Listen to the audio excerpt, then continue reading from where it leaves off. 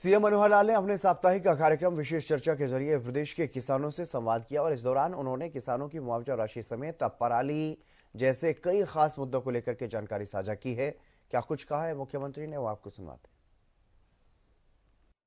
कोई किसान नुकसान दिखाने का बताने का शौकीन नहीं होता है, इसलिए हमने कहा कि क्षतिपूर्ति पोर्टल बनाया जाए और हमारे व्यवस्था के हिसाब से हमने एक क्षतिपूर्ति पोर्टल बनाया और सभी किसान बंधुओं को ये कहा कि आप लोग जो है अपना अपना जो उसके अंदर नुकसान हुआ है उसको आप भर दें, चाहे वो खेती का है अथवा किसी मकान का नुकसान है अथवा कोई पशु का नुकसान हुआ है, कोई व्यवसायिक किसी जगह पर पानी भरा तो वो नुकसान भर दें।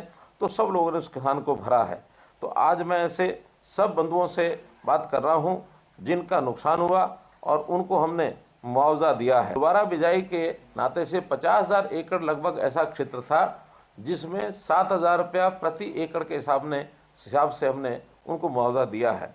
ऐसे ही जो प्राकृतिक आपदा, इस नाते से भी कुल मुआवजा जो इस बाढ़ के कारण से दिया गया वो 112 करोड़ रुपया दिया गया है।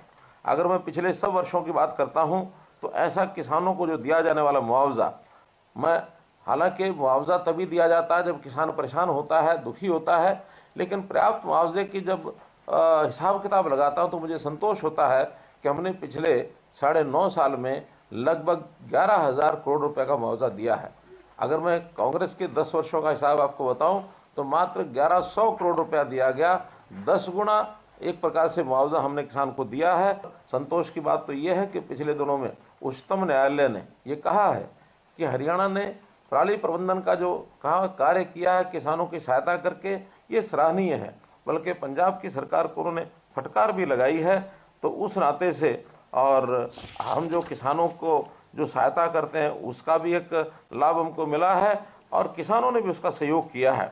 अगर आईसीआर की रिपोर्ट जो 22 नवंबर को भी प्रकाशित हुई है उसका मैं आपको जानकारी देना चाहूँगा कि हरियाणा में कुल मिलाकर के इस बार सीजन में 2,239 जो केसेस हैं वही यानी पराली जलाने के हुए हैं, जबकि अपना पड़ोसी प्रदेश पंजाब, वहाँ पर यह आंकड़ा 36,118 मामले हैं।